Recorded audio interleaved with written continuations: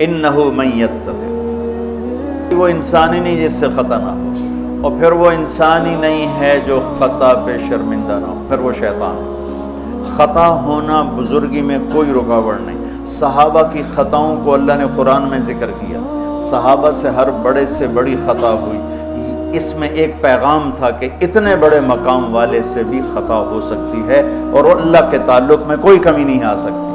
توبہ۔ ماعز اسلمی کو پتھر پڑ رہے تھے جب وہ حد لگ رہی تھی، تو دو آدمی آپس میں باتیں کر رہے تھے، دیکھو اچھا بھلا اس پر پردہ ڈال دیا تھا اللہ کے نبی نے، یہ خود ہی اپنے آپ کو ذلیل کر کے آ گیا۔ تو جب وہ ان کا انتقال ہو گیا اور وہاں سے واپس ہوئے تو راستے میں ایک گدھا مرا پڑا تھا، تو آپ نے کہا ان دو آدمیوں کو بلاؤ، وہ دونوں آ گئے۔ آپ نے فرمایا اس کا بیٹھ کے گوشت کھاؤ۔ یا رسول اللہ، یہ آپ کیا فرما رہے ہیں؟ ناپاک، حرام، مردار۔ کہ ابھی جو تم نے ماعز کا گوشت کھایا اس سے زیادہ ناپاک تم نے کھایا۔ کہ تم اس کی غیبت کر رہے، اور میں محمد مصطفیٰ اللہ کی قسم کھا کے کہتا ہوں میں اسے دیکھ رہا ہوں جنت کی نہروں میں نہاتا پھر۔ گناہ ہونا انسانی اللہ اور بندے کے تعلق میں رکاوٹ تب بنتا ہے جب اصرار ہو، کرتا ہی جائے کرتا ہی جائے۔ اس لیے کبھی کسی کے گناہ پر اس کو حقیر نہ سمجھو۔ ہاتھ جوڑتا ہوں، کسی کو حقیر، کسی سے نفرت ہو۔ اپنی نیکی کے تکبر سے بچو، اللہ کی قسم نیکی کا تکبر پیسے کے تکبر سے بھی زیادہ خوفناک ہے۔ ہم ایسے، ہم ایسے، تم ایسے، تم ایسے۔ اور امرأہ غامدیہ رضی اللہ تعالیٰ عنہا سے برائی ہو گئی، حاملہ ہو گئیں، اور ان پر قربان جائیں سبحان اللہ کے نبی کے پاس آئیں، میں ماعز کی طرح نہیں ہوں کہ آپ کہیں جا تو نے کوئی نہیں کیا، میں حاملہ ہوں زنا سے، مجھے پاک کریں۔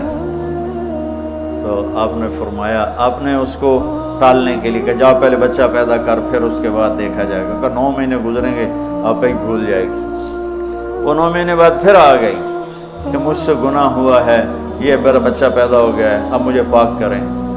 آپ حیران ہو گئے اس کے اس اندر کے بے قراری پر۔ آپ نے پھر دوسرا ہیلا اختیار فرمایا، آپ نے فرمایا بچے کو دودھ پلا 2 سال، جب یہ روٹی کھانے کے قابل ہو جائے پھر آنا، پھر حد لگائیں گے۔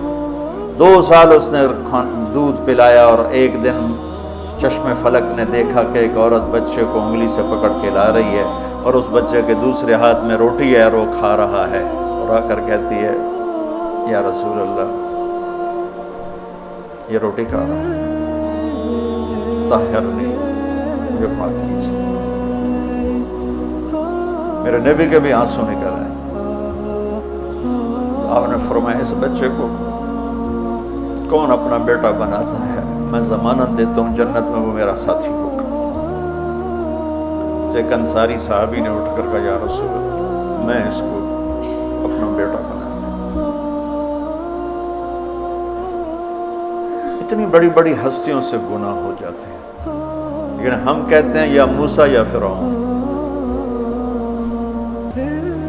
وہ جو ایک احمقانہ شعر ہے، دورنگی چھوڑ دے یا کرنگ ہو جا، سراسر موم ہو یا سنگ ہو جا، کسی بیوقوف شاعر نے یہ شعر کہا۔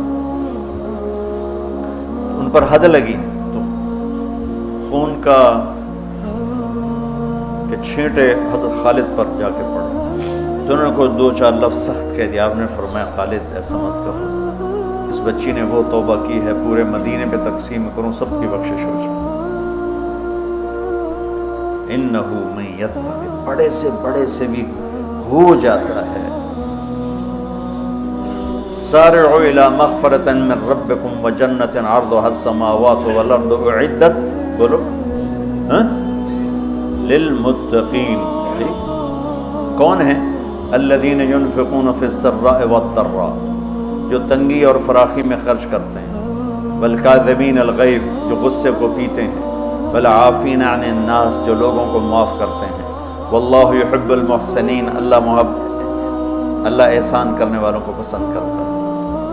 اب آگے بھی تقوی والے ہی آ رہے ہیں۔ والذین اذا فعلوا فاحشۃ، فاحشہ میں نے بتایا تھا نا قرآن میں کس معنی میں آتا ہے، اور یہ کس کے بارے میں؟ اللہ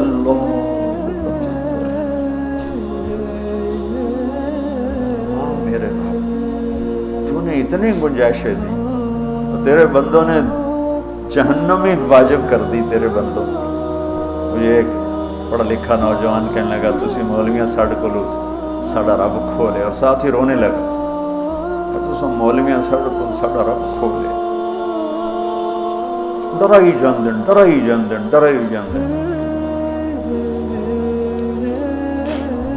والذین اذا فعلوا فاحشۃ، یہ بھی تقوی والے ہیں، او ظلموا انفسهم، یہ بھی تقوی والے ہیں، ذکروا اللہ فاستغفروا لذنوبہم ومن یغفر الذنوب الا اللہ ولم یصروا علی ما فعلوا۔ یہاں آ کے جدا ہو گیا، متقی اور فاسق جدا ہو گیا کہ متقی بھی یہ سارے گناہ کر سکتا ہے لیکن وہ چھوڑ دیتا ہے، اصرار نہیں کرتا، روتا ہے، معافی مانگتا ہے، اور جو بدماش ہوتا ہے وہ کرتا جاتا ہے کرتا جاتا ہے، وہ کہتا ہے ویکھی جائے گی ویکھی جائے گی۔